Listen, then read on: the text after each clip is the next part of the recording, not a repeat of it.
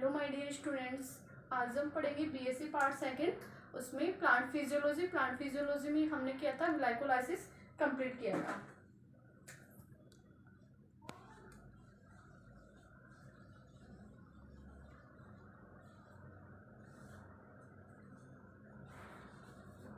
ये ग्लाइकोलाइसिस कितने स्टेप में होते हैं? 3 स्टेप में कंप्लीट किया था। तो आज पढ़ेंगे नेट प्रोडक्शन ऑफ एटीपी, लेकिन उससे पहले मैं इसकी आउटलाइन बना देती हूँ। तभी हम क्या करेंगे, नेट प्रोडक्शन देखेंगे, कितनी एटीपी यूज हुई है, कितने एटीपी इसमें सिंथेसाइज हुए हैं, बने हैं।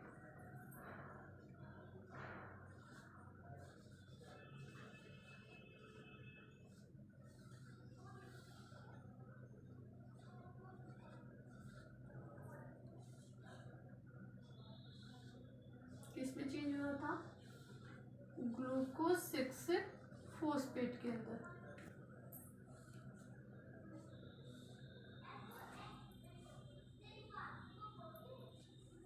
अभी आइसोमरेज हेक्सोकाइनेज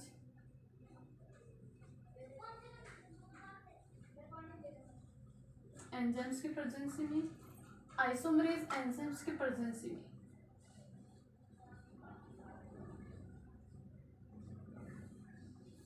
इसका ग्लूकोज 6 फोस्फेट का आइसोमर कौन सा होता है? Fructose 6 phosphate.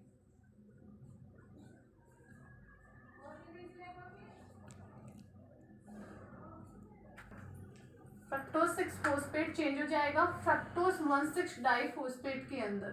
फ्रक्टोज 1,6 डाइफोस्फेट के अंदर चेंज हो जाएगा। यहाँ पे क्या कर रहे थे? 2 एटीपी को यूज में ले रहे थे।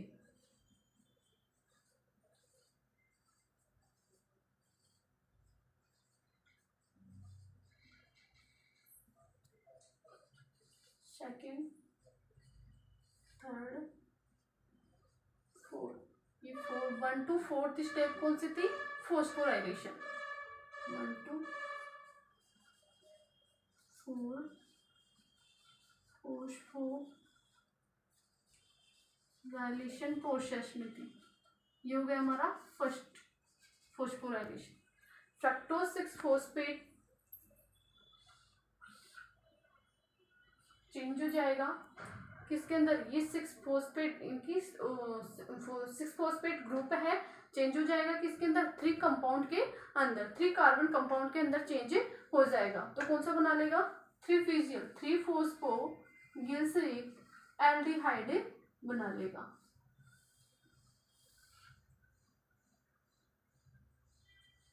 ये कौन सी प्रोसेस होगी? लाइसिस ऑफ हेक्सोस शुगर, या अपन कह सकते हैं डिग्रेडेशन ऑफ हेक्सोस शुगर। मतलब 6 कार्बन कंपोनेंट चेंज हो गया है किसके अंदर? 3 कार्बन कंपोनेंट के अंदर चेंज हो गया है।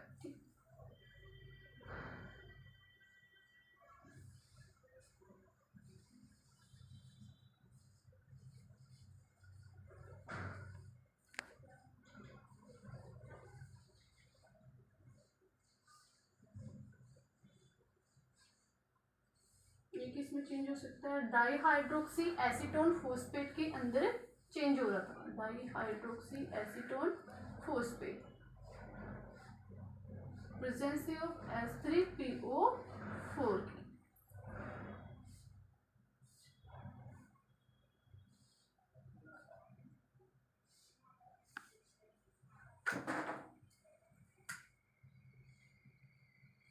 स्टॉप 3 फोस्फोग्लिसरिक एल्डिहाइड चेंज हो जाएगा 1,3 डाई फोस्फोग्लिसरिक एल्डिहाइड के अंदर चेंज हो जाएगा। ये स्टेप होगी 6।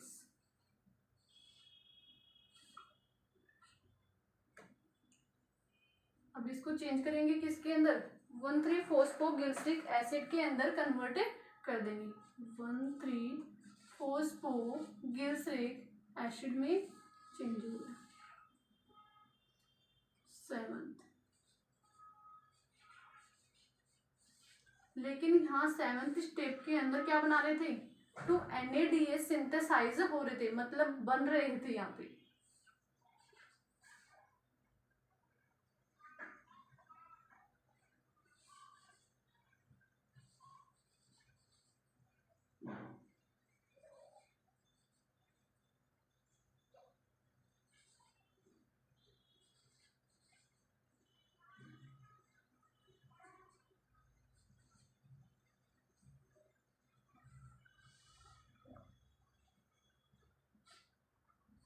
सॉरी 2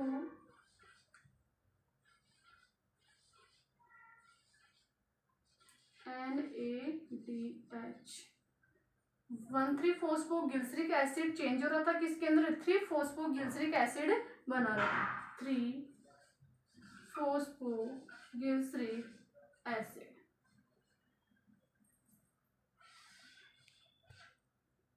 7th ये 8 स्टेप, यहाँ पे क्या कर रहे हैं, ये 2 ATP बन रहे हैं, सिंथेसाइज हो रहे हैं।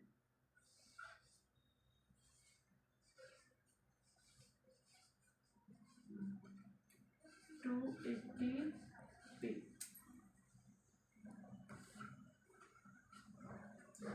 2-फॉस्फोग्लिसरिक एसिड, 2-फॉस्फोग्लिसरिक एसिड बना रहा है किसकी प्रेजेंसी में, म्यूटेज एंजाइम्स की प्रेजेंसी में।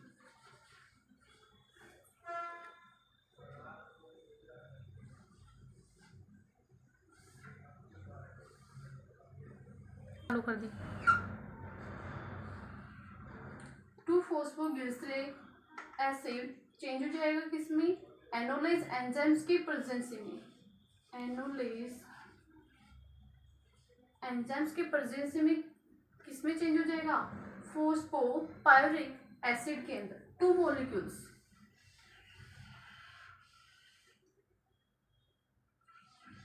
फॉस्फोपायरिक एसिड बना लेगा। प्रेजेंसी किसकी हो रही थी, एनोलेज एंजाइम्स की प्रेजेंसी के अंदर। स्टेप 10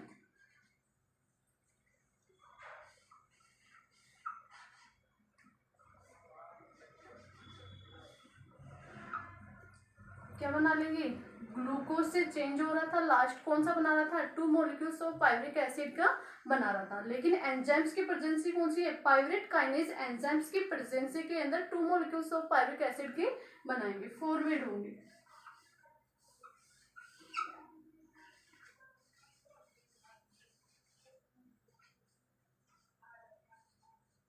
पायरिक एसिड एंजाइम्स की प्रेजेंसी, पायरुवेट काइनेज 11th, यहाँ पे क्या कर रहे थे, 2 ATP सिंथेसाइज हो रहे थे।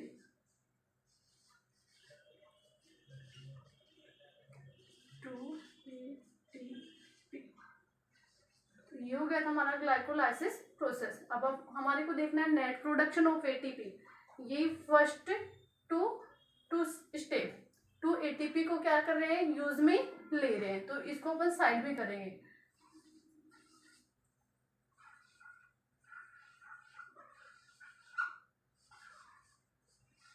To ATP are use. Next 6 to 7th step में क्या हो रहे हैं, 2 NADH बन रहे हैं,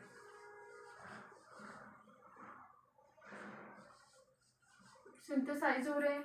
दूसरा है ATP का फॉर्मेशन 7 to 8th स्टेप, ये तो कौन सी थी, 6 to 7th स्टेप,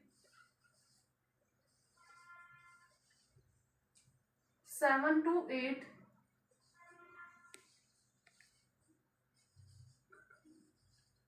कितने हो रहे हैं, 2 ATP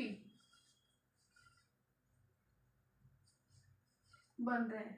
next 10 to 11th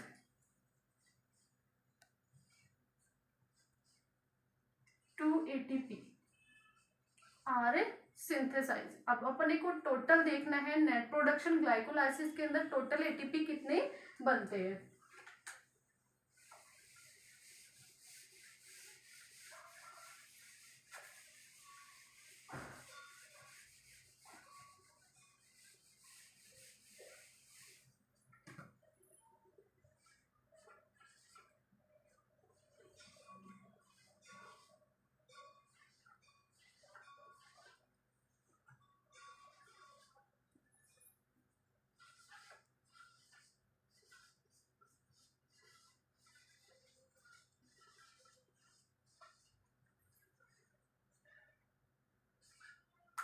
six two 7th step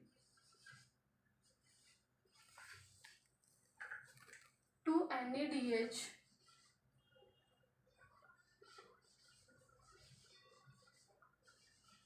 are synthesized, बन रहे हैं।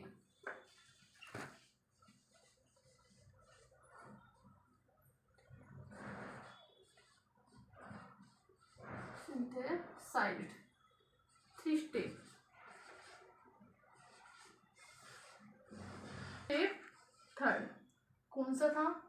6 to 7, 7 to 8 step, 2 ATP are synthesized.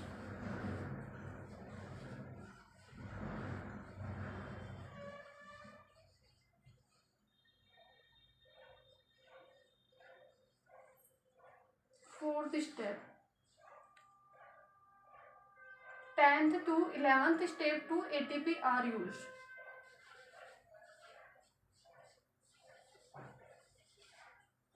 2 ATP are synthesized. अब टोटल प्रोडक्शन देखेंगे, लेकिन उससे पहले अपने को ये जानना जरूरी है कि 2 NADH से कितने ATP बनते हैं। तो शॉर्ट फॉर्मूले में यहाँ पे बता रही हूँ, 1 GDP plus equal to 1 ATP।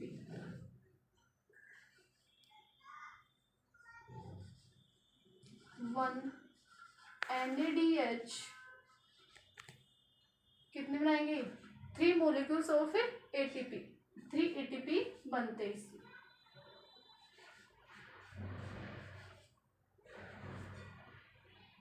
Next कौन सा बच गया? FADH।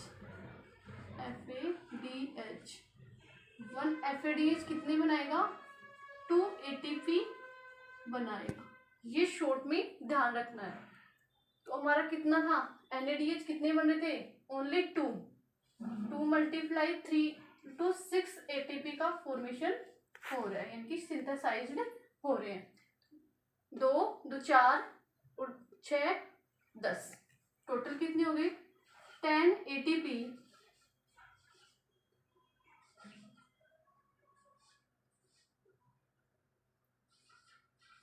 are synthesized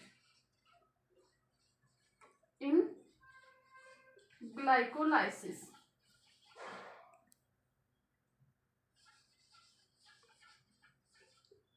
लेकिन 2 ATP को क्या ले रहे थे? फर्स्ट स्टेप में 1 2 स्टेप में 2 ATP को यूज में ले रहे थे। 10 minus 2,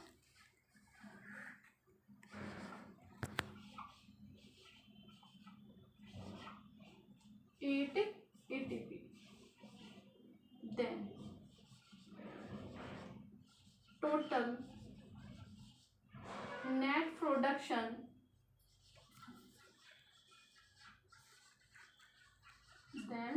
total net production of ATP in glycolysis